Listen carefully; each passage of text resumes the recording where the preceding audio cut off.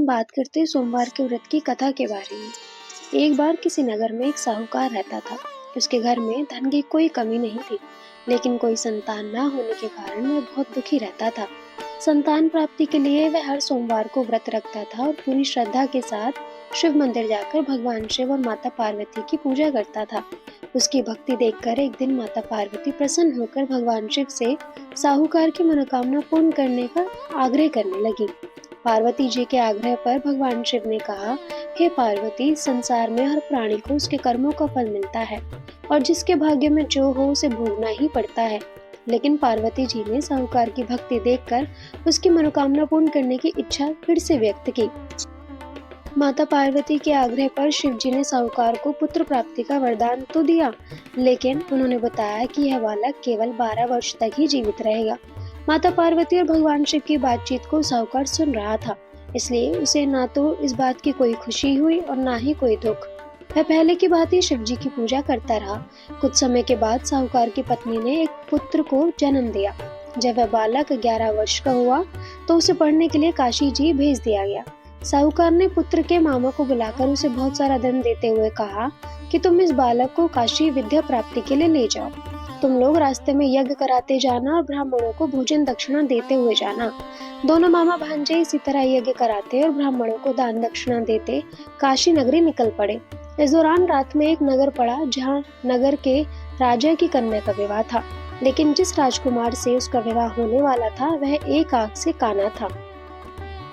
राजकुमार के पिता ने अपने पुत्र के काना होने की बात को छुपाने के लिए सोचा कि क्यों ना उसने साहूकार के पुत्र को दूल्हा बनाकर राजकुमारी से विवाह करा दूं। विवाह के बाद इसको धन देकर विदा कर दूंगा और राजकुमारी को अपने नगर ले जाऊंगा। लड़के को दूल्हे के वस्त्र पहनाकर राजकुमारी से उसका विवाह करा दिया गया। साहूकार का पुत्र ईमानदार था, उसे यह बात सही नहीं लगी, इसलिए उसने अवसर पाकर राजकुमारी के दुपट्टे पर लिखा कि तुम्हारा विवाह तो मेरे साथ हुआ है, लेकिन जिस राजकुमार के संग तुमको भेजा जाएगा वह एक आंख से काना है। मैं तो काशी जी पढ़ने जा रहा हूँ।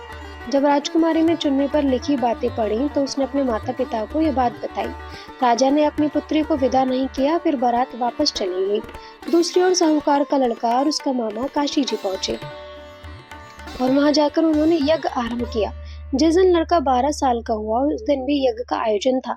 लड़के ने अपने मामा से कहा कि मामा जी, मेरी तबीयत कुछ ठीक नहीं लग रही। मामा ने कहा कि तुम अंदर जाकर थोड़ा आराम कर लो। शिव जी के वरदान अनुसार कुछ ही देर में उस बालक के प्राण निकल गए। मृत भांजे को देख उसके मामा ने विलाप करना शुरू किया।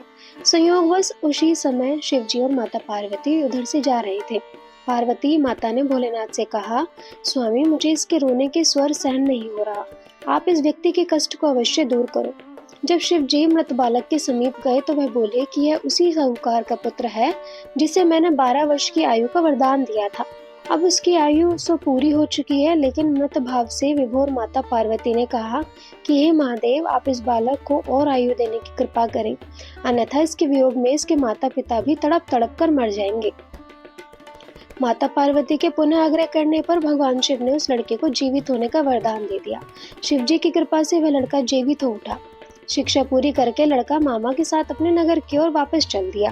दोनों चलते हुए इसी नगर में जा पहुंचे जहां उसका विवाह हुआ था। उस नगर में भी उन्होंने यज्ञ का आयोजन किया। उस लड़के के ससुर ने उसे पहचान लिया और महल में ले जाकर उसकी खूब खातिरदारी की और अपनी पत्नी को लड़के के साथ विदा कर दिया। उधर साहूकार और उसकी पत्नी भूखे प्यासे रहकर बेटे की प्रतीक्षा कर रहे थे।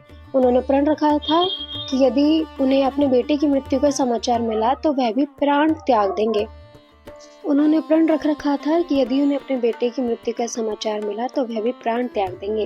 परंतु अपने बेटे के जीवित होने का समाचार पाकर वे बेहद प्रसन्न हुए। उसी रात भगवान शिव ने साहूकार के स्वप्न में आकर कहा, हे श्रेष्ठी, मैंने तेरे सोमवार के व्रत करने और व्रत कथा सुनने से प्रसन्न होकर तेरे पुत्र को लंबी आयु का वरदान दिया है। इसी प्रकार जो कोई भी सोमवार का व्रत करता है या कथा सुनता है और पढ़ता है, उसके सभी दुख दूर होते हैं और उसकी सभी मनोकामनाएं भी पूरी होती हैं। अब बात करते हैं सोमवार व्रत की पूजा विधि के बारे में। इस दिन घर पर पूजा करने के लिए पूजा कक्ष को साफ करके फूलों से सजाएं और गाय के घी और अगरबत्ती से दीपक जलाएं। किसी शांत कोने में भगवान शिव की मूर्ति या शिवलिंग स्थापित करें और पहले भगवान गणेश की प्रार्थना करें। शिवलिंग का अभिषेक करके पूजा शुरू करें। गंगा जल मिला हुआ जल चढ़ाएं, फिर दूध, शहद, चीनी, घी और दही मिलाकर बना पंचामृत चढ़ाएं और फिर से जल चढ़ाएं। शिवलिंग पर चंदन का लेप लगाएं और सफेद फूल, बिल्वपत्र, धतूरा, फूल, फल और चावल चढ़ाएं। संकल्प के बाद शुद्ध हृदय और श्रद्धा से सोमवार व्रत की कथा पढ़ें। शाम को पूजा समाप्त करने के लिए घी के दीपक से आरती करें, साथ ही शिव चालीसा का पाठ करें और शिवलिंग और चंद्रदेव को फूल और जल जरूर चढ़ाएं। दिन में या शाम को भगवान शिव के किसी मंदिर में दर्शन और प्रार्थना के लिए जरूर जाएं, साथ ही वहां पर घी का दीपक भी जलाकर आएं। अब हम बात करते हैं व्रत के भोजन के बारे में। अधिकांश भक्त दिन भर केवल जल का सेवन करना पसंद करते हैं, जबकि कुछ भक्त पूजा पूर्ण होने पर दोपहर में एक बार भोजन कर सकते हैं। वे फल, दूध, दही या छाछ या साबूदान से बना कोई व्यंजन ग्रहण कर सकते हैं। अब हम बात करते हैं कि प्रत्येक सोमवार को पूजा के दौरान कथा पढ़ना बेहद अनिवार्य होता है, जिसके बाद हम आपको जो अभी मंत्र बताने जा रहे हैं इनका जाप जरूर करना चाहिए। नंबर 1 पे है पंचाक्षरी मंत्र, ओम नमः शिवाय। भगवान शिव की स्तुति करने वाले सबसे शक्तिशाली मंत्रों में से ये एक माना जाता है। प्रतिदिन 108 बार ओम नमः शिवाय मंत्र का जाप करने से एकाग्रता बढ़ती है और दिव्य ऊर्जा प्राप्त होती है। नंबर 2 पर है शिव गायत्री मंत्र, ओम तत्पुरुषाय विद्महे महादेवाय धीमहि तन्नो रुद्र प्रचोदयात्। इस मंत्र का नियमित जाप सभी प्रकार के भय को दूर करता है और चिंता को नियंत्रण में रखता है। तीसरा है रुद्र मंत्र, ओम नमो भगवते रुद्राय। दयालु भगवान का आशीर्वाद पाने के लिए शक्तिशाली मंत्र का जाप किया जाता है और यह किसी की इच्छाओं की पूर्ति के लिए भी प्रभावी माना जाता है। नंबर 4 पर है महामृत्युंजय मंत्र,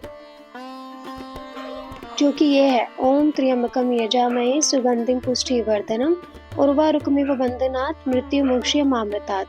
हिंदू धर्म ग्रंथों में वर्णन है कि इस शक्तिशाली मंत्र का 108 बार जाप करने से भक्त सभी रोगों से मुक्त रहते हैं और स्वस्थ, धन और जीवन शक्ति प्रदान करते हैं।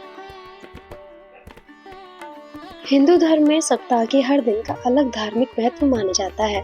सोमवार का दिन भगवान शिव को समर्पित होता है और इस दिन का व्रत करने से जीवन में सुख, शांति और समृद्धि आती है। यह व्रत विशेष रूप से उन लोगों के लिए फलदायी माना गया है जो जीवन में किसी परेशानी, रोग, विवाह में बाधा या मानसिक अशांति से जूझ रहे हो। तो ऐसे में आइए जानते हैं कि सोमवार का व्रत क्यों किया जाता है और इस दिन का धार्मिक महत्व कितना होता है। सोमवार के दिन भगवान भोलेनाथ की पूजा करना बेहद शुभ माना जाता है। यह दिन देवों के देव महादेव को समर्पित होता है। पौराणिक मान्यता है कि जो व्यक्ति श्रद्धा और विश्वास के साथ सोमवार का व्रत करता है उस पर शिव जी की विशेष कृपा होती है।